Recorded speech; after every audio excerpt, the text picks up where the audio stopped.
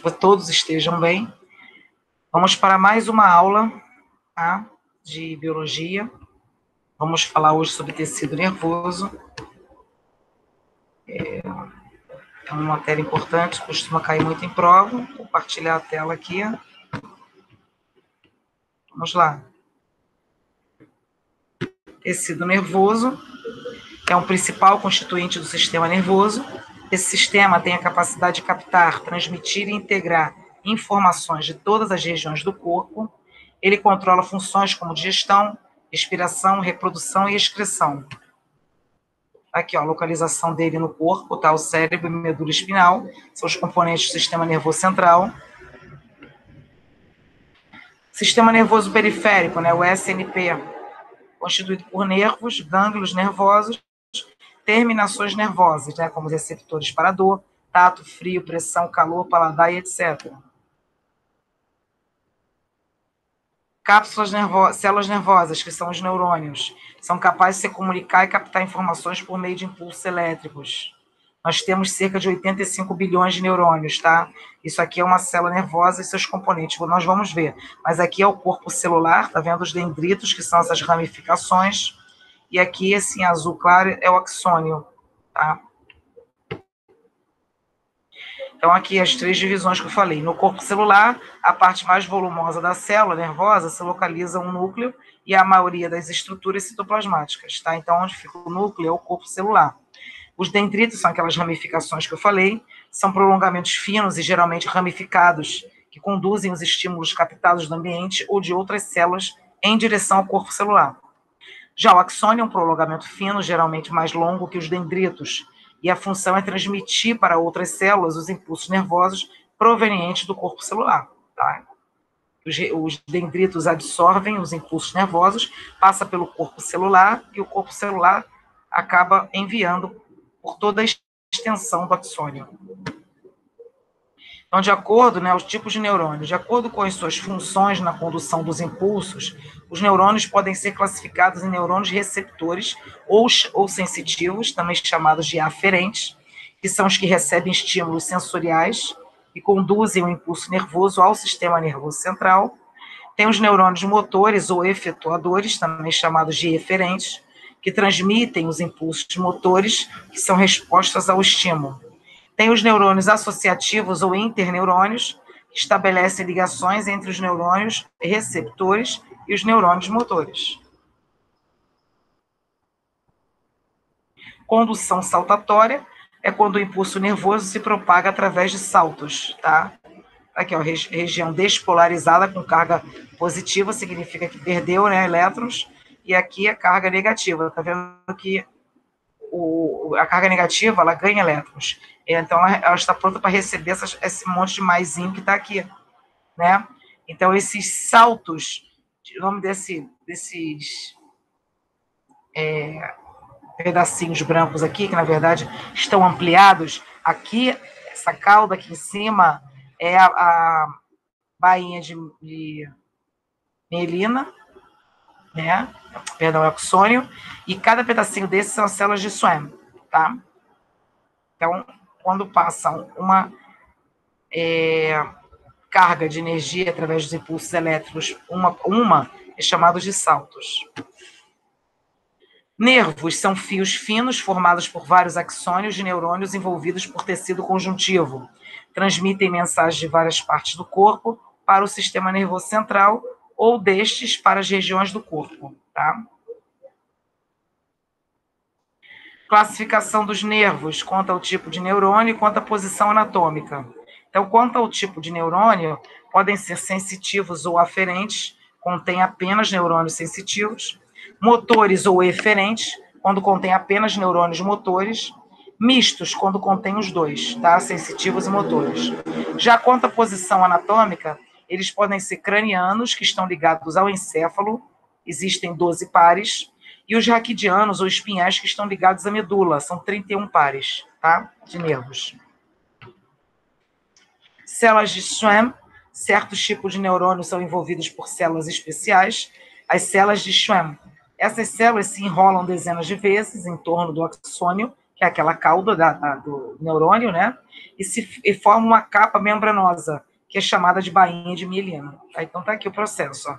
Vai se enrolando, aumentando de tamanho e forma essas células de Schwann, que estão aqui, ó, em toda a extensão do axônio, tá, da célula. Células da glia, elas digerem em forma e função, cada uma desempenha um papel diferente na estrutura e no funcionamento do tecido nervoso. Tá? Os gliócitos, né? Dentro dos gliócitos tem os astrócitos, que participam da manutenção do ambiente químico, apropriado para a geração dos potenciais de ação neurais. Fornecem nutrientes aos neurônios. Então, os gliócitos têm essa função principalmente, tá? Mantém o balanço apropriado de cálcio e potássio. Os oligodendrócitos, eles formam malha de sustentação em torno dos neurônios do sistema nervoso central. Produzem a bainha de mielina em torno de diversos axônios adjacentes dos neurônios do sistema nervoso central. A micóglia, que protege as células do sistema nervoso central de doenças, por engolfarem os micróbios invasores. Essa palavra engolfarem é como se fosse vomitarem. Eles põem para fora. Eles expulsam os micróbios invasores para que protejam essas células nervosas, né? Contra invasores. Removem detritos e células mortas, migram para as áreas lesadas do tecido nervoso. Células epidimárias revestem as cavidades do sistema nervoso central, quer dizer, formam o líquido cefalorquidiano e participam da sua circulação. Transmissão do impulso nervoso. Em um neurônio, os estímulos se propagam sempre no mesmo sentido. São recebidos pelos dendritos, né, que são como se fossem dedos, aquelas ramificações dos neurônios, seguem pelo corpo celular, onde está o núcleo, percorrem o axônio, que é aquela cauda, e da extremidade do axônio são passados às células seguintes. De novo, dendrito, corpo celular e axônio, porque uma célula vai encostando na outra, né? Nós temos milhões de células. Então, o impulso nervoso que se propaga através do neurônio é de origem elétrica e resulta de alterações nas cargas elétricas das superfícies externa e interna da membrana celular. Membrana, tecido nervoso, né? Membrana polarizada e despolarizada. A polarizada é um neurônio em repouso, ele apresenta-se com carga elétrica positiva do lado externo, que é voltado para fora da célula, e negativa do lado interno, em contato com o citoplasma da célula. Já a membrana despolarizada, ocorre uma alteração da permeabilidade da membrana, permitindo grande entrada de sódio na célula e pequena saída de potássio. Então, causa um desequilíbrio, tá? Aqui, ó. Fluido extracelular, citoplasma, tá aqui, ó. Sódio e potássio. Por isso que tem aquela grande... Não sei se vocês já ouviram falar de bomba de sódio e potássio, né? Que ele é todo um equilíbrio para a célula. A entrada de potássio, saída de sódio e vice-versa, tá? Para poder manter a célula, qualquer célula, mantê-la em equilíbrio de sódio e potássio, porque esses são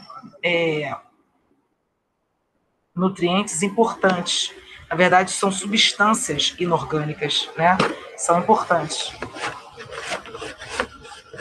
Inorgânicas não, perdão, orgânicas. Tá aqui, ó, neurônio em repouso, membrana celular, neurônio. Tá aqui, ó, Na, que é sódio, e o potássio embaixo. Aqui em laranja é fora do neurônio, e aqui é dentro do neurônio, em azul, tá? Potássio. Então, essa entrada e saída, você vê que tem muito mais sódio do que potássio. Então, isso vai mantendo o equilíbrio da célula, tá? Em termos de impulsos nervosos. Porque sódio e potássio, eles estão ligados com o sistema nervoso, tá? A transmissão do impulso nervoso de um neurônio a outro, ou às células de órgãos efetores, é realizada por meio de uma região de ligação especializada que é chamada de sinapse. O tipo mais comum de sinapse é a química, em que as membranas de duas células ficam separadas por um espaço que é chamado de fenda sináptica. É um espaçozinho, ó. Tá? Aqui, ó, o corpo celular, os dendritos, a bainha de mielina, aqui o axônio, que é o conjunto todo, né? As terminações nervosas que saem do axônio, tá? O neurotransmissor, que vai poder receber o estímulo, e a sinapse aqui embaixo, é porque essa tarja cobre. Mas quando sair a tarja, olha embaixo aqui, embaixo das terminações nervosas, tem ali as sinapses, que é quando encosta, tá vendo? Olha lá, os dendritos, um no outro, de uma outra célula, né? Um dendrito que sai do axônio, ele encosta num dendrito de uma outra célula. Então, vão passando os impulsos nervosos. O nome do ato de encostar são sinapses. Na porção terminal do axônio, que é isso que eu falei, que é o final da cauda, onde tem como se fossem dendritos também, só que os dendritos mesmo são em volta do corpo celular. Só que o que eu estou falando, o terminal do axônio, é aquela cauda. Então, ali também tem onde eu falei para vocês que vai encostando uma na outra e vai passando o impulso nervoso, que é chamado esse encostar de sinapses. Então, na porção terminal do axônio, o impulso nervoso proporciona a liberação das vesículas, que contêm mediadores químicos, que são chamados de neurotransmissores. Os mais comuns são a acetilcolina e a adrenalina, tá? Esses neurotransmissores caem na fenda sináptica e dão origem aos impulsos nervosos na célula seguinte. Logo, a seguir, os neurotransmissores que estão na fenda sináptica são degradados, né, são destruídos por enzimas específicas, cessando seus efeitos. Os neurônios não se dividem mais depois de diferenciados, tá? Então, depois que eles começam a se diferenciar, eles passam pelos processos, não tem como mais se dividir. Assim, se forem destruídos, não são mais repostos. No entanto, os prolongamentos dos neurônios podem, dentro de certos limites, sofrer regeneração, desde que o corpo celular não tenha sido destruído.